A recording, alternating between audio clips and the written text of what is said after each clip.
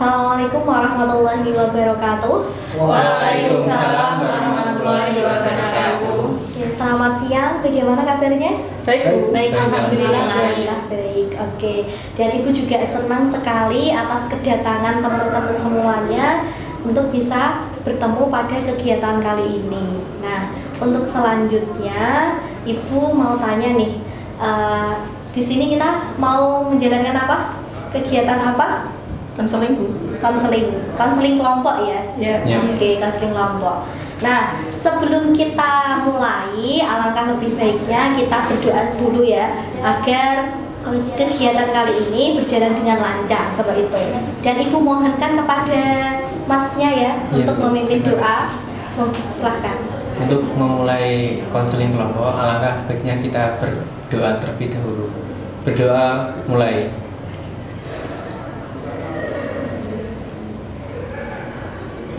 Berdoa selesai. Oke, terima kasih pada Masnya yang sudah memimpin doa.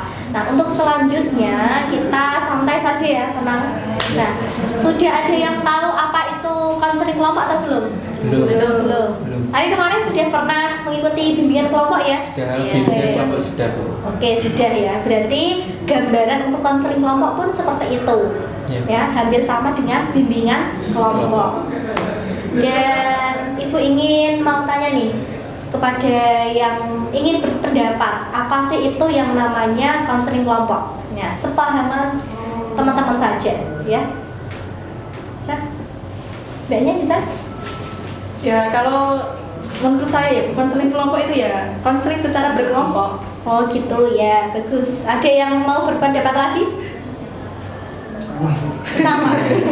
Ya, betul memang. Konseling kelompok itu adalah konseling yang dilakukan secara kelompok. Nah, biasanya itu 4 sampai 8 orang. Nah, kita sudah sesuai ya.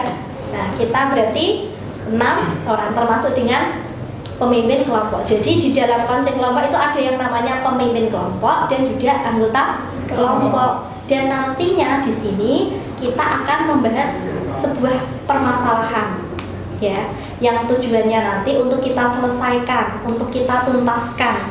Namun kita tidak menyelesaikannya itu secara pribadi, karena kita kelompok berarti menyelesaikannya secara bersama-sama, seperti itu ya.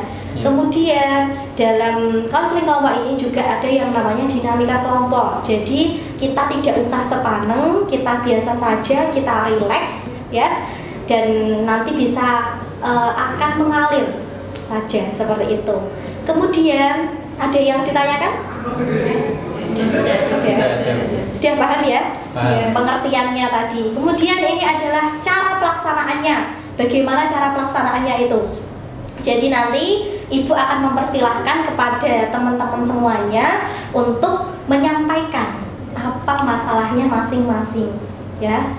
Tetapi nanti akan dipilih satu permasalahan yang akan kita selesaikan, dan nanti juga akan disepakati bersama, tidak Ibu yang memilih. Bisa dimengerti? Bisa. Oke, kalau bisa Ibu lanjutkan. Nah, selanjutnya dalam konseling kelompok itu kita juga harus saling menghargai pendapat sesama. Misalnya nanti Mbak ini berpendapat, tetapi kok Mas ini tidak sesuai pendapatnya, jangan lantas nanti langsung muncul marah. Tidak seperti itu ya. Kita harus saling menghargai, dan juga nantinya misal bercerita pun secara terbuka, secara jujur, tidak usah ditutup-tutupi, karena Ibu di sini menjamin untuk rahasia ini bisa aman, seperti itu ya. Kita berarti saling sepakat untuk menjaga rahasia. Nah, seperti itu. Kemudian selanjutnya kita ada yang namanya janji rahasia. Gunanya apa? Agar kita itu nanti percaya dan yakin bahwasanya masalah yang ada di sini, masalah yang kita ungkapkan di sini tidak akan sampai di luar, seperti itu ya. Jadi nanti bisa Ibu bimbing, dan untuk teman-teman semuanya bisa mengikuti. Ya, paham? Oke, paham. Kita bisa mulai ya? Bisa. Oke, kalau bisa dimulai dari Ibu ya. Saya Liana. Saya Nora. Saya Nafian. Saya Putri. Saya Lutfi. Saya Laili. berjanji Berjanji dan siap menerima, menyimpan, dan merahasiakan segala data atau keterangan yang dibahas dalam kegiatan ini untuk tidak diberitahukan kepada orang lain. Oke, cukup ya. Ibu ucapkan terima kasih. Semuanya sudah saling berikrar. Kita di sini berarti sudah saling percaya ya. Jadi nantinya untuk bercerita itu bisa terbuka. Nah, kalau sudah kita berikrar, kita sepakati dulu nih mau berapa menit atau berapa jam kita melaksanakan konseling ini ke depan. Ada yang mau usul berapa jam? 1 jam. 1 jam? 1 jam. Jangan 45 menit. 45? 30 menit saja. Gimana? 30 menit. Nah, biasanya itu 30 menit ya efisiennya. Bagaimana yang lain? Ya Bu, 30 menit. 30 ya, kita sepakat ya. Jadi nanti misal sampai kelupaan, kelewat batas waktunya bisa diingatkan ya. Mohon diingatkan seperti itu. Nah, kita selanjutnya perkenalan. Karena Ibu lihat ini belum saling kenal ya, karena berbeda kelas. Jadi agaknya masih tegang, belum kenal. Jadi harus kenalan dulu ini biar saling kenal. Tapi kenalan kita ini kenalan tidak biasa. Ibu punya permainan yang namanya itu kereta nama. Ada yang sudah tahu? Belum? Oke, Ibu kasih tahu. Jadi seperti ini. Nanti untuk perkenalan bisa sebutkan namanya. Nama saya Liana. Kemudian sampingnya nama saya Liana Nora. Kan kereta saling bersambung. Nah, kemudian selanjutnya untuk Mas ini, nama saya Liana Nora. Kemudian Mas ini siapa? Ya, mungkin Ibu sudah kenal Mbak Nora ya. Nah, kemudian terusnya juga seperti itu. Bisa dipahami? Bisa. Oke, bisa dimulai dari sekarang ya. Ibu mulai. Nama saya Liana. Nama saya Liana Nora. Oke. Nama saya Liana Nora Nafian. Nama saya Liana Nora Nafian Putri. Nama saya Liana Nora Nafian Putri Lutfi. Nama saya Liana Nora Nafian Putri Lutfi Laili. Oke, bagus. Tepuk tangan buat Liana. Berarti ingatannya yang terakhir ini kuat ya. Bisa mengingat seluruh nama teman-temannya. Ada yang belum kenal ya? Iya. Oke, berarti untuk saat ini kita sudah saling kenal, jadi jangan ada rasa malu di antara kita. Oke. Nah, selanjutnya ketika kita sudah kenalan, Ibu akan merefresh ulang apa itu yang namanya konseling kelompok. Jadi konseling kelompok itu tadi adalah yang dilaksanakan berkelompok untuk menyelesaikan sebuah masalah. Jadi nantinya akan menyampaikan masalah masing-masing, kemudian dipilih satu untuk kita selesaikan secara bersama-sama. Tentunya dengan ketentuan tadi, saling menghargai, kemudian saling terbuka, kemudian juga nantinya dalam konseling ini kita akan mendapatkan nilai-nilai kehidupan. Setelah dari sini kita akan merasa lebih baik lagi. Nah, itu yang diharapkan seperti itu ya. Oke, kita mulai saja ya. Sudah siap? Sudah. Siap. Oke, Mas Nafia siap? Siap, Bu. Siap. Oke. Sudah siap semua ya? Siap. Kalau kita sudah siap, berarti ini adalah inti dari kegiatan kita kali ini, yaitu konseling kelompok. Oleh karena itu, Ibu mohonkan kepada Mbak Nora terlebih dahulu untuk menyampaikan masalahnya. Nah, silakan Mbak Nora. Ya. Ya Bu, gini loh. Setiap hari tuh saya tuh selalu aja dikekang sama orang tua saya, Bu. Keluar nggak boleh. Pokoknya keluar itu nggak boleh, Bu. Nggak boleh jajan, nggak boleh apa, pokoknya nggak boleh gitu loh, Bu. Nah, saya tuh jadi stres. Mau apa di rumah itu nggak, apa itu namanya, bingung mau apa. Jadi ya pusing sendiri kalau gitu.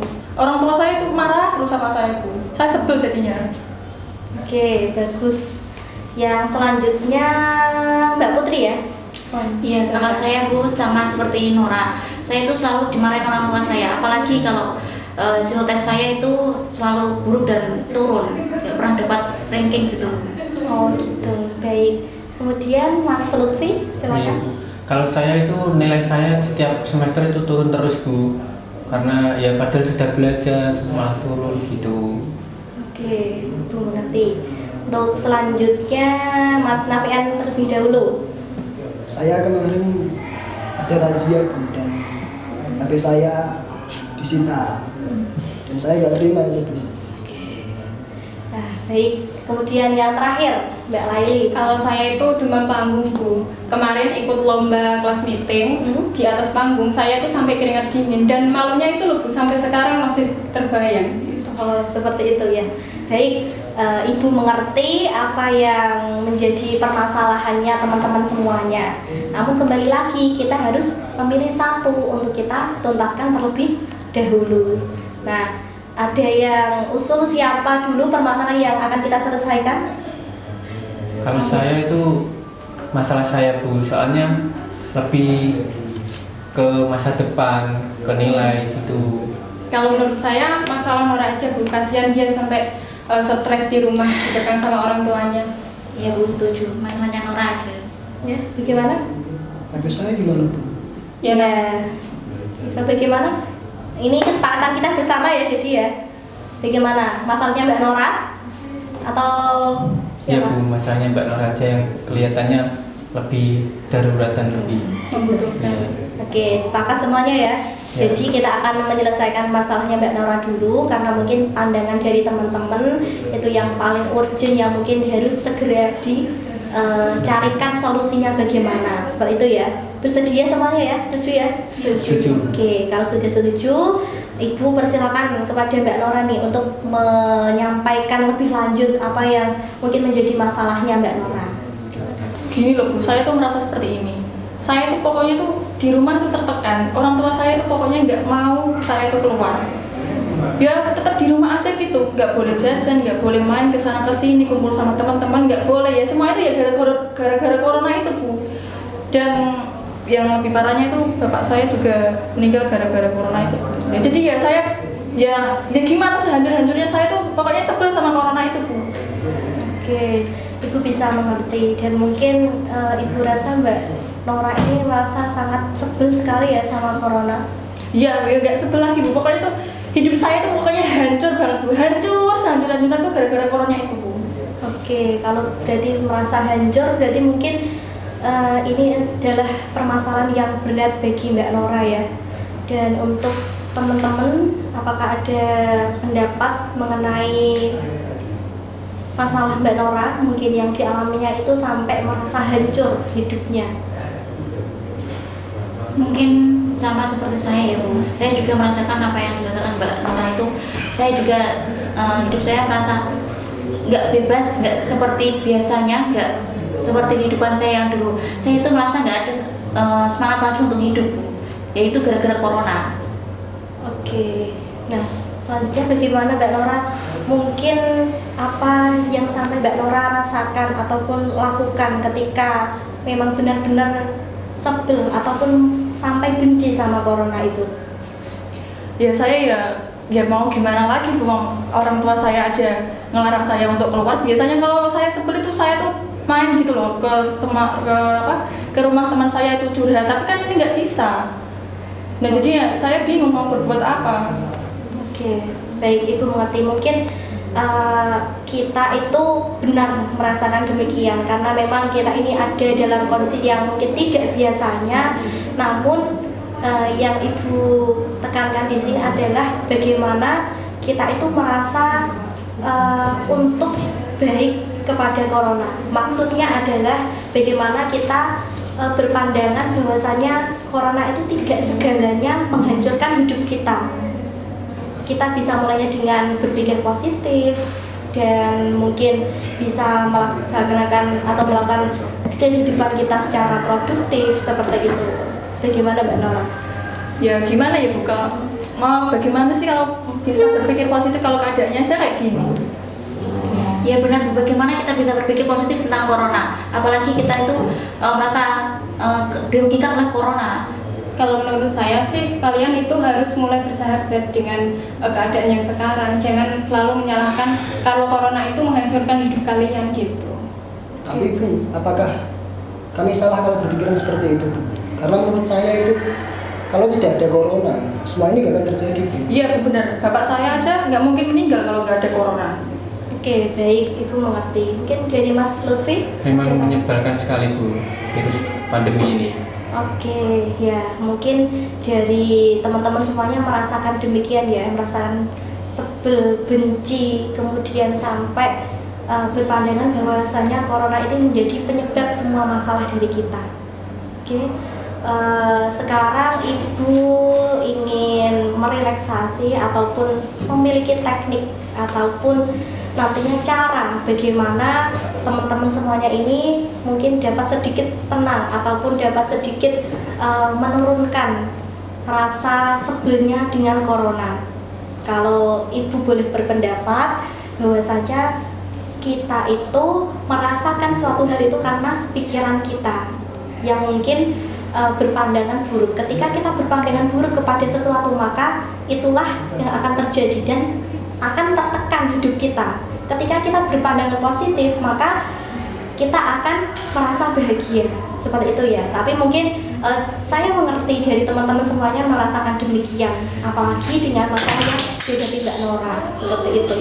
Untuk untuk selanjutnya Ibu punya namanya teknik itu role play ya. Role play ini nantinya akan ada permainan peran, bermain peran. Jadinya nanti Ibu akan menyusun naskah dan mungkin Ibu sudah memiliki gambarannya. Nanti Mbak Nora ini akan menjadi seorang ibu yang memerankan sebagai ibu yang seolah-olah ibu ini adalah ibu yang protektif kepada anaknya, yang sangat takut sekali kepada kesehatan keluarganya. Ya, kemudian Mbak Putri ya, ini sebagai anaknya yang mungkin sukanya itu keluar, sukanya foya-foya, hidup berkecukupan dan memang selalu membantah kepada ibunya.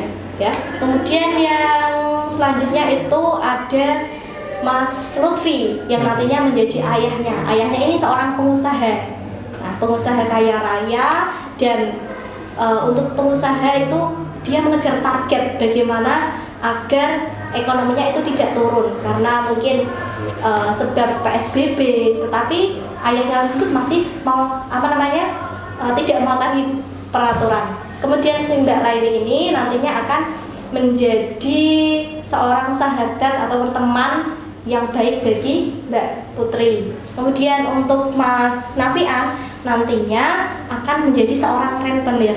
Nah, rentenir ini nantinya akan menagih hutang-hutang ayah Mbak Putri yang untuk modalnya itu pengusaha. Kenapa bisa ditarik? Karena Mas Lutfi ini tadi itu meninggal gara-gara corona.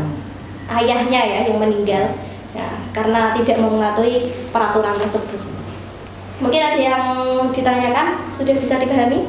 Paham. Oke, kalau sudah kita bisa mulai ya sekarang ya. Oke.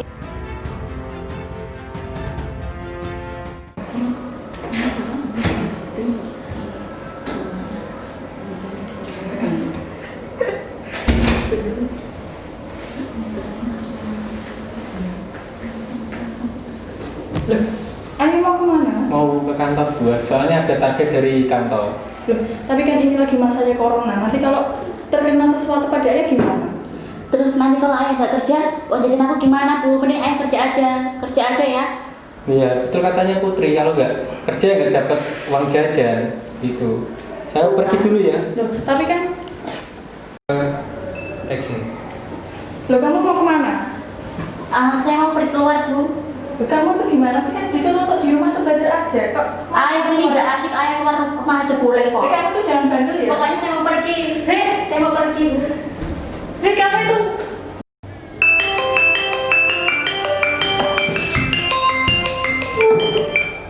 halo? Iya benar, saya sendiri. Ada apa ya, Mbak?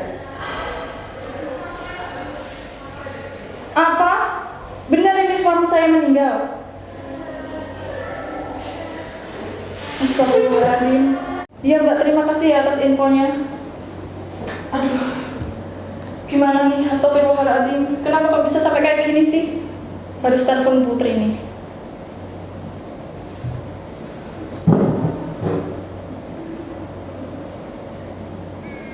Halo. Halo, kamu di mana? Kamu cepat pulang sekarang. Ini sangat penting sekali ini. Ayah kamu itu loh meninggal. Apa? Ayah kamu itu meninggal gara-gara katanya dokter itu kena corona tadi. Kamu pokoknya cepat pulang. Ibu tunggu sekarang. Ibu, gimana? Ayah kamu itu udah dikuburin. Kenapa kamu baru pulang? Kita kan nggak bisa lihat jenazah ayah kamu. Terus kita harus bagaimana, Bu? Pokoknya aku nggak mau, aku nggak mau hidup miskin. Kamu nggak bisa hidup miskin. Pergi, mau pergi. Gini, Pak ya. Maaf siapa ya? Dengan rumah Pak Lutfi, benar? Iya benar. Di Ada apa sini ya, Pak? Saya ingin menagih hutang suami Anda. Mana suami Anda Apa ini? hutang? Benar deh. Jadi suami Anda ini meninggalkan beberapa hutang dengan kami. Jadi saya berharap Ibu besok pagi bisa melunasi hutang-hutang tersebut. Kalau tidak, maka kalian harus pergi dari rumah ini. Bapak jangan asal ngomong ya. Ini rumah kami, jangan asal ngusir aja. Saya nggak mau tahu. Oke? Kalau besok uang belum ada, rumah akan saya sita sebagai gantinya. Besok saya akan balik sini lagi, siapkan uangnya. Oke, permisi. Bukan kamu tahu kan? Kamu itu jangan boros-boros terus. Ah, Ibu gitu nggak mau, kayak nggak mau pergi aja keluar rumah. Jangan pergi, Nggak mau. ya. Saya udah pusing di rumah. Saya pusing. Kamu Mau itu jangan Saya mau pergi, ya. pergi. Mau pulang.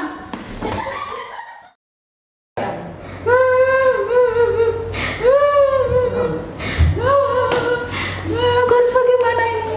Aku harus bagaimana? Semua gara-gara corona. Corona membuat jadi begini. Ayahku meninggal, ibuku jatuh sakit. Corona. Kenapa harus begini? Semua gara-gara corona. Aku muak dengan semua ini. Aku muak dengan semuanya. Aku harus bagaimana? Oh iya, saya harus minta tolong sama teman saya lagi. Saya harus minta tolong sama lagi. Ya. 2 action. Assalamualaikum. Assalamualaikum. Laili. Laili. Bagaimana ini? Bagaimana ini? Bagaimana? Bentar. Kamu tuh kenapa, Put? Ayah saya kan meninggal. Sekarang ibu saya jatuh sakit gara-gara corona. Bagaimana ini, Nak? Bentar.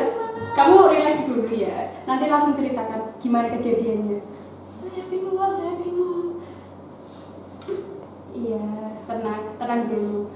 Aku akan menjamin uang, tapi kamu juga harus sadar dengan keadaannya sekarang. Ibumu kan sudah sakit-sakitan sekarang karena sikapmu. Apa kamu mau ditinggal ibu setelah ayahmu? Tidak kan? Kamu yang terpenting tuh kamu harus menerima keadaan sekarang, Put, dan tetap menjaga kesehatan. Jangan keluar rumah lagi. Action. Maaf ya, aku hanya bisa mengunjungi sebuah. Ini semoga bisa membantu ya. Ya nggak apa-apa, makasih kamu sudah membantuku ya. Iya, aku pamit pulang dulu ya. Ya udah hati-hati ya. Aku sudah sadar, sekarang aku sadar dan semua ini corona nggak salah apa-apa. Terima kasih banyak sekali yang sudah diperankan. Ibu beri aplaus buat kita semuanya. Nah, tadi sudah bagus dan sekarang ini waktunya kita coba memahami apa yang tadi kita perankan, ya. Karena tadi sudah mungkin menghayati ya sampai Mbak Nora tadi memerankan sakit jantung, ya seperti itu. Bisa dimulai dari siapa dulu yang mau berpendapat nih? Angkatnya dulu, Bu. Ya. Saya. Ya, Pak Amir ya. Bisa. Yang dipahami dari cerita tersebut. Jadi ketika saya berperan sebagai rentenir itu gak tega sebenarnya. Lihat orang lain yang kadernya seperti itu kesusahan, apalagi kalau ibunya Nora mengalami hal yang demikian, ya menurut saya ya wajar saja kalau ibunya Nora memarahi Nora sampai mengekang Nora tidak boleh keluar atau segala macam, itu wajar karena memang yang saya lihat ya tadi memang seperti itu. Bagus ya. Yang selanjutnya? Kalau dari saya ya, Bu. Kalau dari saya itu kan tadi kan jadi anak yang suka foya-foya terus keras kepala. Ternyata jadi anak yang suka foya-foya keras kepala terus membantah orang tua itu ada tegurannya sendiri buat diri kita itu. Oke, bagus. Dari Mbak Nora sendiri, pemeran Iya. jadi ibu. Kalau dari saya ya, kan saya posisi sebagai ibu, ya saya tahu, saya paham sekarang apa yang dirasakan oleh ibu saya. Apalagi kan tadi saya tuh memerankan sendiri apa yang dirasakan, dan seperti yang Mbak Putri bilang, kalau saya itu ya sukanya foya-foya ya, jadi ya dari apa yang saya perankan tadi ya saya sudah bisa mengambil hikmah lah dari apa kejadian-kejadian seperti itu. Saya ya bisa menjadi, insya Allah lah bisa menjadi sedikit lebih dewasa lagi dari yang sebelum-sebelumnya. Oke, bagus. Nah, berarti Mbak Nora ini mungkin sudah dapat memahami ya makna dari cerita tadi, cerita drama tadi, bagaimana Mbak Nora merasakan menjadi ibunya seperti itu. Dan mungkin yang selanjutnya Mbak Lairi mau tanya Ibu, kemajuannya setelah melaksanakan role play tadi itu bagaimana? Yang mulanya tadi kan mungkin dirasa masih terbawa suasana emosi ya dengan corona. Mungkin menurut Mbak Lairi bagaimana yang dirasakan kemajuannya? Kalau menurut saya sih sudah lumayan memahami diri kita sendiri, Bu. Tadi kan saya berperan sebagai temannya Putri. Kalau saya sebagai Putri pun saya akan melakukan seperti itu. Nah, saya kasihan sama Putri tadi dan saya mencoba menasihatinya sedikit, dan alhamdulillah pun dia mulai sadar gitu. Nah, hal yang perlu diperhatikan tuh kita waktu kayak gini tuh harus bisa memahami keadaan dan mencoba untuk berdamai dengan situasi yang seperti ini gitu. Bagus. Nah, Mas Lutfi? Kalau dari saya memerankan dari peran seorang ayah itu ya sedikit agak kebingungan, karena ya masa nggak bisa mendengarkan orang yang kita sayangi gitu. Betul. Kalau seumpama nggak kita mendengarkan apa yang disampaikan, pasti insya Allah tidak terjadi hal yang tidak diinginkan seperti itu. Oke, baik. Ibu rasa semuanya sudah memahami dan juga sudah dapat menghayati bagaimana tidak satu-satunya corona itu adalah penyebab dari permasalahan kita semuanya. Mungkin seperti yang di awal tadi diceritakan, bahwasanya gara-gara corona itu sampai menghancurkan hidup Mbak Nora ya, seperti itu. Dan Ibu rasa sudah memahami semua dan waktu juga sudah menunjukkan 30 menit ya. Iya. Jadi kita cukupkan konseling pada kesempatan kali ini, dan Ibu berpesan dan agar kalian kedepannya nanti jika memandang sesuatu itu tidak langsung menyalahkan. Oh, gara-gara itu berarti saya seperti ini. Nah, lebih baik kita banyak berpositive thinking ya, karena pikiran kita itu akan mempengaruhi rasa kita. Jadi rasa itu akan semakin resah kalau kita memikirkan suatu hal secara negatif ya. Oke, Ibu akhiri pertemuan kali ini dan Ibu ucapkan terima kasih sekali. Namun sebelumnya kita sepakati dulu apakah selanjutnya kita ada pertemuan selanjutnya atau tidak? Mungkin bisa. Oke, nanti kita coba atur jadwalnya lagi ya. Nanti bisa ada yang menghubungi Ibu kapannya seperti itu. Dan Ibu ucapkan sekali lagi terima kasih, dan kita akhiri ini dengan juga doa. Mari kita bersama-sama membaca Alhamdulillah ya. Alhamdulillahirabbil alamin. Oke, terima kasih dari Ibu. Akhirul kalam. Wallahul muwaffiq ila aqwamit thoriq. Wassalamualaikum warahmatullahi wabarakatuh. Waalaikumsalam warahmatullahi wabarakatuh.